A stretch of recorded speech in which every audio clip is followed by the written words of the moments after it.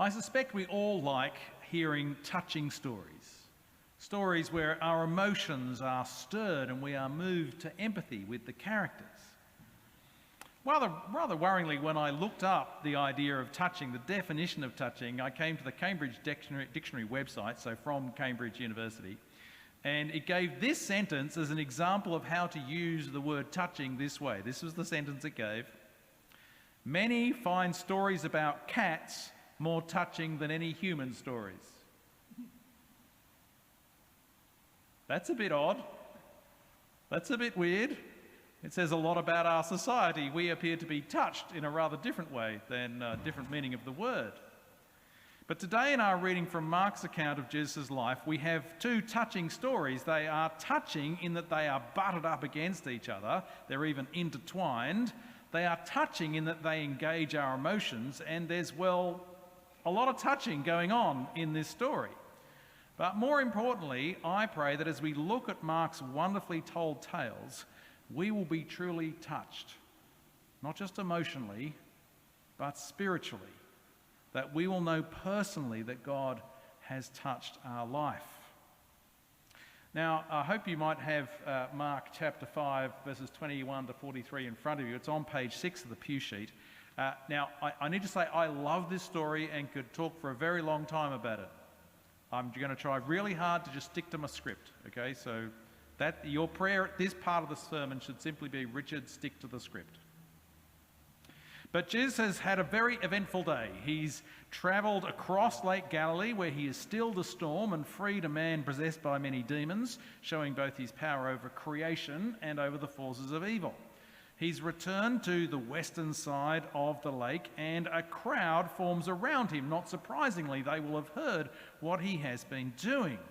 And through the crowd comes a synagogue ruler, a sort of first century church warden, whose name is Jairus. Now, given Jesus' other interactions with official religious representatives, we might be expecting trouble. And Mark builds the tension leaving to the very last moment to tell us what Jairus does when he meets Jesus. He falls at Jesus' feet. We may have expected him to come to lay hands on Jesus, but actually he comes to plead repeatedly with Jesus to come and lay his hands on his beloved but at death's door daughter. With nowhere else to turn, he comes to Jesus. It's a heartfelt and faith-filled plea, for he believes simply a touch of Jesus will heal or save his daughter. Who could fail to be moved by such a touching request? And Jesus, whatever his plans for the rest of that day were, goes straight away and goes with the crowd in tow. But this unplanned mercy mission is itself interrupted. It's a reminder to those of us in pastoral ministry that much ministry happens in interruptions. We may have plans for the day, but we should hold them very lightly, or we may miss what God has in store for us. But that thought itself is an interruption to the story, so we should keep going. But Mark accentuates the delay, the interruption to the wider story by pausing to tell us about a woman who wants to touch Jesus. She has been suffering from a bleed for 12 years and has suffered a great deal from and given a great deal of money to physicians, something that some people here might know the experience of. But she got no better. In fact, she gets worse. And just like Jairus, we have great sympathy with this woman's plight. At the end of her resources, she comes to Jesus and touches his cloak. Now, what happens next is very odd. It's not odd that she's immediately healed. We're expecting that. That's what Jesus does. He heals people, but Jesus immediately knows that power has gone out of him and he doesn't know where or to who. Now, this is not how we expect Jesus to behave. We are expecting Jesus to turn around and say, you in the green. Sorry, I didn't mean to point at you, Elizabeth. You are wearing green. I'll point somewhere else. You in the green. You're the one that has been healed. But no, he doesn't seem to know.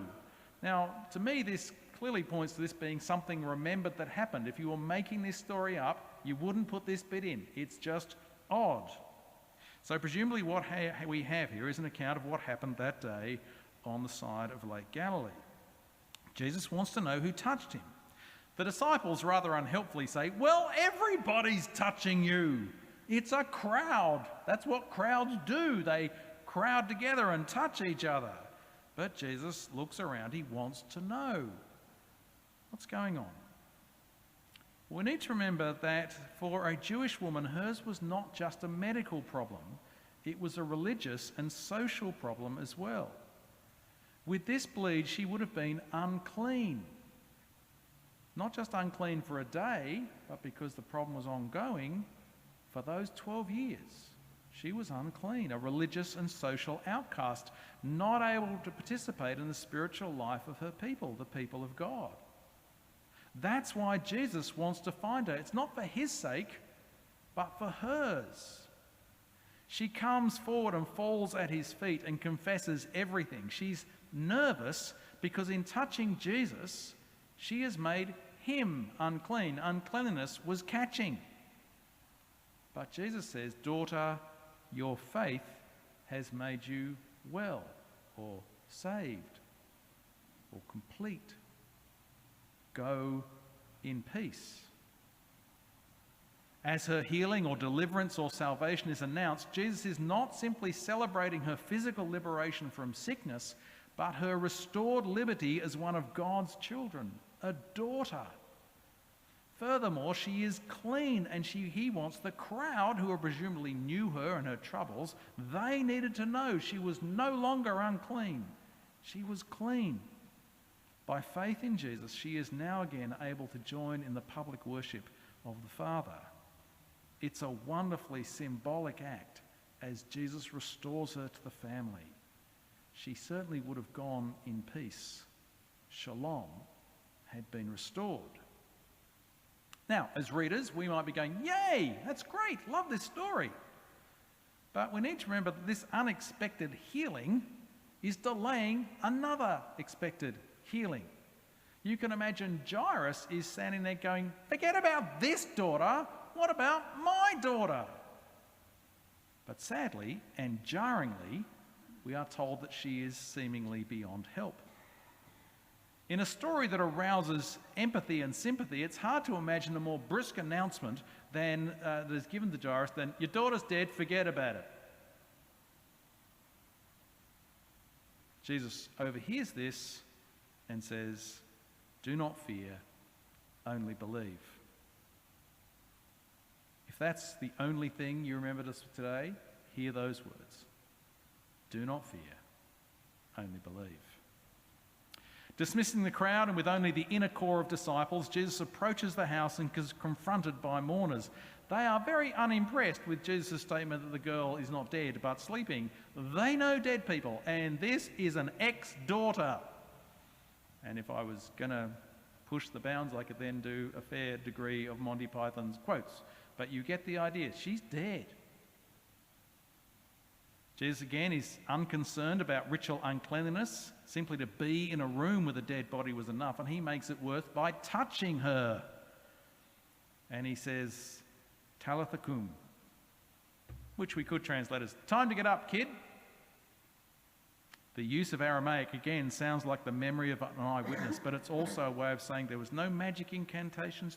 Jesus didn't do anything weird. He simply said the words and summons her back to life. The 12-year-old immediately, and to the astonishment of all, starts walking around, and Jesus' amazing care of her is further underlined in that she makes sure that she gets something to eat. Being dead makes you hungry.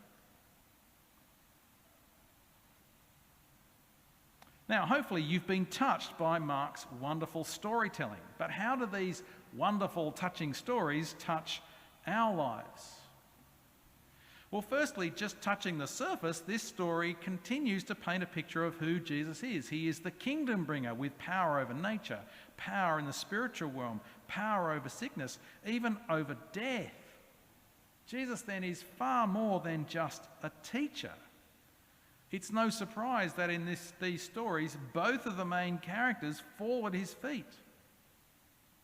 Can we do any less then humble ourselves before Jesus. And we also then find encouragement that both these characters who have found themselves at the feet of Jesus receive words of encouragement and strength. They can have peace. They need not be afraid. Their faith will strengthen them and sustain them. If that's what you again need to hear this morning, that's great. But we can go below the surface of this story. Both of these stories are not only about healing, but about being ritually unclean. The Old Testament law had strict instructions about being ritually clean if you were going to gather in worship and to be in God's presence. Furthermore, as I've said, uncleanliness was catching. If you were unclean and if you were clean and you touched something that was unclean, you became unclean. And if you then touched somebody else who was clean, they became unclean, and on it goes. And there are a whole bunch of things that could make you unclean. Now you might think, well, thank goodness we got rid of that. Good on you, Jesus, for getting rid of it, getting rid of that stuff that's in the Old Testament. But that's not what happens. Jesus doesn't get rid of it, he reverses it. There is still a problem with cleanliness and uncleanliness in us, in our lives, in our society. But rather than it now being that it's you, being somebody unclean, touching something that's clean and making them unclean, it's going the other way. Jesus is clean, and he's clean enough that if he touches us, we're made clean. A different exchange is going on. He takes our uncleanliness and he gives us his cleanliness. Now, in English, if somebody can think of a different word than cleanliness, because it's a really messy word to keep saying, but I hope you get the idea. Rather than it being uncleanliness which is catching, it's cleanliness which is catching.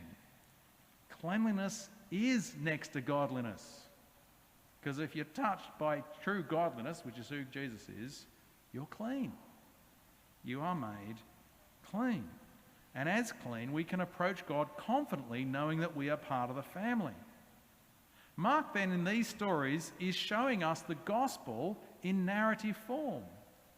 We come to Jesus, he takes our uncleanliness and gives us his cleanliness. His touch heals us, restores us, saves us.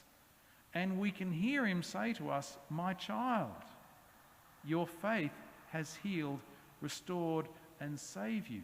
Go in peace. You are free." And we should note, and at this point I'm doing what I said I wasn't going to do, but I'm abandoning my script just for a moment. We should notice that it's primarily here, or the first people here are women, daughter. And it's not just therefore for women and men, but notice also that Jairus is a big fish in a small pond, and the two women are at the very bottom of the pond. And yet Jesus makes this available to all. It is a message for all. Now surely then, understanding this should touch us. We have been thinking about how our Bible lessons should shape our prayers. Surely this should lead us to prayers of praise and join in the psalm of sing praises to the Lord, O you, his faithful ones, and give thanks to his holy name. But I wonder if we do feel touched like that from these stories. I wonder if we actually think more about stories about cats than we think about stories like this and what it means for us. I know that I can spend far more time watching cat videos than I do in terms of thinking about praying and praising God. Why would we be like that? Why don't we let these stories touch us? Well, I think there's a couple of reasons. Firstly, we don't think in terms of cleanliness and uncleanliness. We tend to think that the New Testament says it doesn't matter anymore. We're all okay as we are. That God should just accept us. Well, that's not the biblical view. Jesus needs to touch us to make us clean. That's why we say confession each week. In effect, what is happening when we say confession and an absolution is announced, it's a reminder that we are clean and so acceptable to God. Not because we've done something religious in church, but because of what God has done for us in Jesus. That's why confession should always be part of our prayers. But as I was thinking about these stories, I realised that there's two groups of people here. There is Jairus and his daughter and the woman with the health issue. But there's also the crowd who are watching on. But only Jairus, and his daughter, and the woman are really touched by Jesus. What's the difference between the crowd and these other people? Well, both Jairus and the woman have reached the end of their resources. They have nowhere else to go. We are unlikely to be touched by Jesus if we don't think we need him. We'll be a spectator rather than actually involved. We'll be part of the crowd in amazement, but not joining Jairus and the woman at the feet of Jesus. These stories also remind us often in personal crisis, when those crises touch us, that we are brought in humility to the feet of Jesus. And I can speak from my own personal experience that that is true. And again, prayer is where we show this most clearly. If we're not praying, we're saying we don't need Jesus. We can do it by ourselves. We're never going to fall at his feet if we don't think we need him. We are unlikely to know his restoring touch if we don't open our hearts in prayer. But perhaps there may be others here today who are deep in crisis.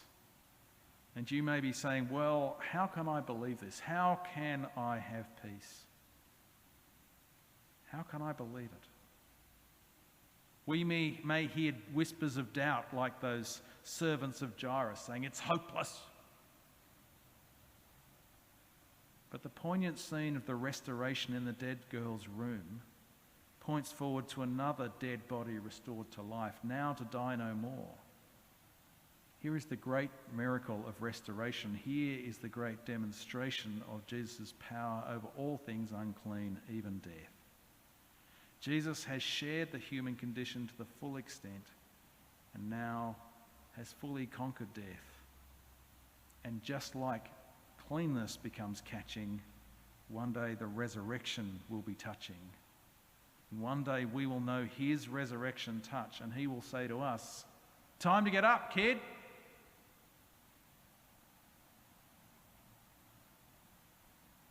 It is this one who says to us, whatever situation we may find ourselves in today, do not fear, only believe.